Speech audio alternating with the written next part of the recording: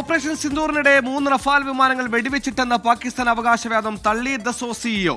വിമാനങ്ങൾ നഷ്ടമായിട്ടില്ലെന്നും ഒരു വിമാനത്തിന് സാങ്കേതിക തകരാർ സംഭവിച്ചിട്ടുണ്ടെന്നും ചെയർമാനും സിഇഒയുമായ എറിക് ട്രാപ്പിയർ വ്യക്തമാക്കി. അജീഷ് ശിവകുമാർ ഡൽഹിയിൽ ചെയ്യുന്ന. അജീഷ്, പാകിസ്ഥാന്റെ ഏറ്റവും വലിയ അവകാശവാദം ഇതായിരുന്നു, പക്ഷെ അങ്ങനെ ഒന്നും സംഭവിച്ചിട്ടില്ല എന്ന് ഫ്രാൻസ് കൂടി വ്യക്തമാക്കുന്നു. എന്താണ് വിവരങ്ങൾ? ായിരുന്നു ഓപ്പറേഷൻ സിന്ദൂറിന്റെ സമയത്ത് വ്യാപകമായി പ്രചരിച്ചിരുന്നത്. ഇന്ത്യയുടെ 3 അത്യാധുനിക പോർ വിമാനങ്ങളായ റഫേലില് പാകിസ്ഥാന്റെ സൈനികർ പാകിസ്ഥാൻ പോർ വിമാനം വെടിവെച്ചിട്ടു എന്നായിരുന്നു പ്രചരണം നടന്നത്. മാത്രമല്ല, പാകിസ്ഥാനിലെ തന്നെ സോഷ്യൽ മീഡിയ ഹാൻഡിലുകളിലും ചില അന്താരാഷ്ട്ര മാധ്യമങ്ങളിലടക്കം ഇത്തരത്തിലുള്ള ഒരു പ്രചാരണം ഉണ്ടായിരുന്നു. അതാണ് ഇപ്പോൾ ഡസോ സിഇഒ തന്നെ തള്ളിയിരിക്കുന്നത്.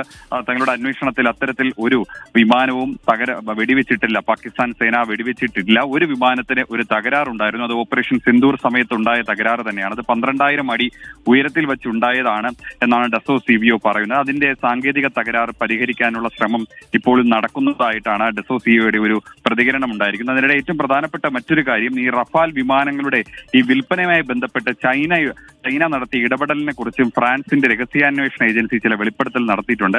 അതായത് ഈ റഫാൽ വിമാനങ്ങൾ സാങ്കേതികമായി അത്ര നല്ലതല്ല എന്നുള്ള രീതിയിൽ വ്യാപകമായി ചൈനയുടെ എംബസികൾ, വിവിധ രാജ്യങ്ങളിൽ പ്രവർത്തിക്കുന്ന എംബസി വഴി പ്രചാരണം നടത്തി എന്നാണ് രഹസ്യാന്വേഷണ ഏജൻസികൾ ഇപ്പോൾ കണ്ടെത്തിയിട്ടുള്ളത്. ഇതിന്റെ തെളിവുകളും അവർ പുറത്തുവിട്ടിട്ടുണ്ട്.